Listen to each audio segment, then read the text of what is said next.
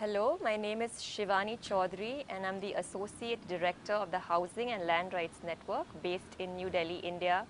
And we have been monitoring the various human rights violations related to the Commonwealth Games. The Commonwealth Games were held in Delhi from the 3rd to the 14th of October 2010 and resulted in a series of violations and very severe financial and social costs for the city of Delhi and the country of India. So in particular, HLRN has been doing a lot of research, writing and publication around the Commonwealth Games, and we've been focusing on three major areas of concern. The first has been the process related to the Commonwealth Games, and this right from the time India bid for the Games in 2003 has been a very undemocratic process. There has been no public participation, no consultation or public poll with the people of India whether they even wanted the Games to be held in Delhi. And thirdly, there has been a complete lack of accountability, transparency and disclosure of information on the part of the government. So the entire process has been marred in secrecy and has gone against the Indian Constitution and existing national law and policies. The second major area of concern is the economic costs. So when India bid for the game and finally what we spent on the Games, there was an increase of almost 3,500%. And India is one of the poorest countries in the Commonwealth, but still we hosted one of the most expensive Commonwealth Games ever in the history of the Commonwealth. And the cost is somewhere between 6 to 15 billion US dollars. And this is in a country where 1 in 3 people lives below the poverty line. And India has some of the worst indicators when it comes to child malnourishment, maternal mortality, infant mortality and hunger. In fact, the world's largest number of hungry people reside in India. So it's a huge ethical issue and it's criminal that so much money, almost $15 billion was spent on a 12-day mega event which really had no benefits to the people of this country. And the third concern we have is the very severe human rights violations that have taken place against the most marginalized populations of this country, in particular the residents of Delhi. The first has been the violation of the rights of construction workers. Most of these are migrant laborers who were brought into Delhi to work for the Commonwealth Games at construction sites, and they were not paid minimum wages.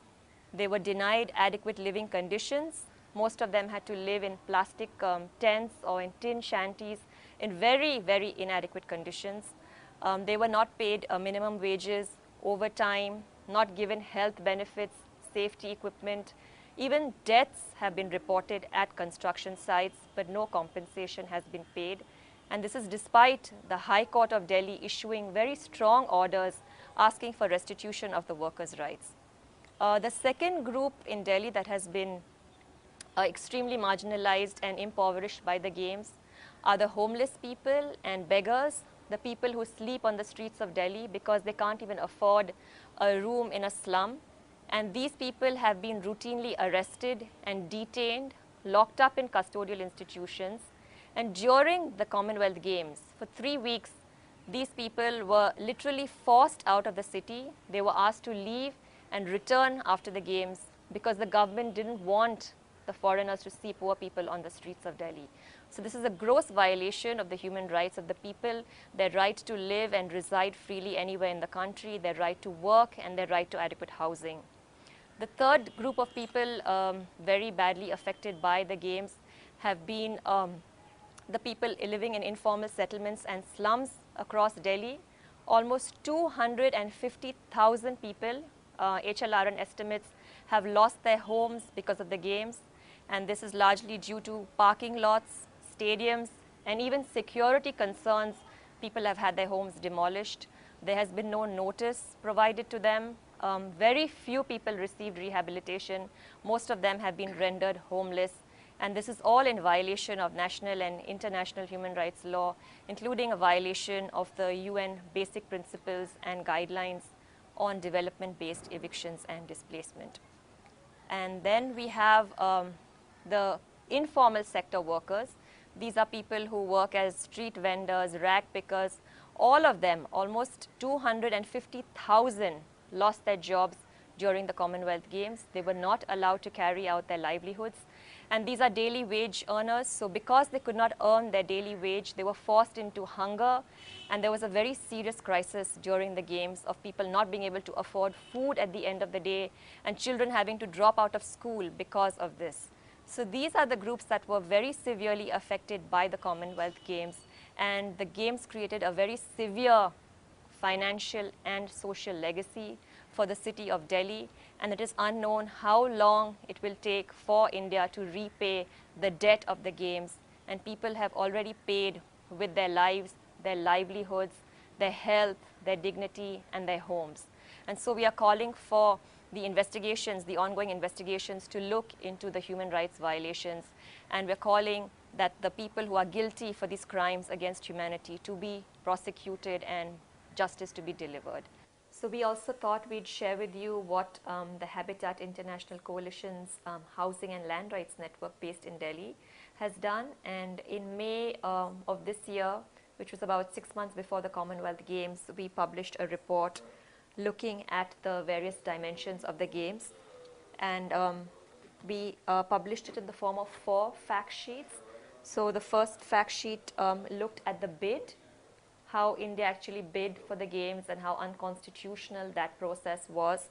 And then we looked at the promises of the Games, because in every Games, the people of the country are promised a lot of benefits, and we have questioned and analyzed these, and in the end, our hunch was correct that the Commonwealth Games have not benefited the common people of Delhi. So that is something that you could also examine as to whether what happens actually meets what the government claims to do in its bid for the Games. The next fact sheet looked at the economics of the Games, whether we can afford this. We also questioned the colossal multiplication of expenditure, how the money kept going up, but how there was no check or there was no denial of funds. As the money kept rising, the government kept meeting the increase in expenditure, and that has greatly affected social sector spending, which is likely to happen in any developing country which has a limited budget. So we feel that social sector funds have been compromised. And the last fact sheet, which is very important, is looking at the social legacy of the Games as to who really gains and who loses. And unfortunately, the people who lose are much more in number. The losses they incur are much greater, and there are very few beneficiaries of such large events, mainly real estate companies, some tourism agencies, and maybe a few construction companies. So on the whole, the Games result in a very severe and human cost, and these are the fact sheets, and this is what they tried to portray. And we also presented recommendations to the government as well as the Commonwealth Games Federation. The report is a very useful tool in publicizing the violations, also raising important questions early on in the process. So we would recommend such reports, and we would recommend widespread dissemination of information in the public domain as much as possible.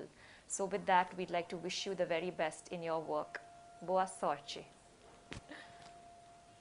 I'll now ask my colleague Milun Kothari, the Executive Director of the Housing and Land Rights Network, to suggest some strategies for the Brazilian people to try to monitor and prevent some of the likely human rights violations that might take place when Brazil hosts mega events like the World Cup and the Olympics. Thank you.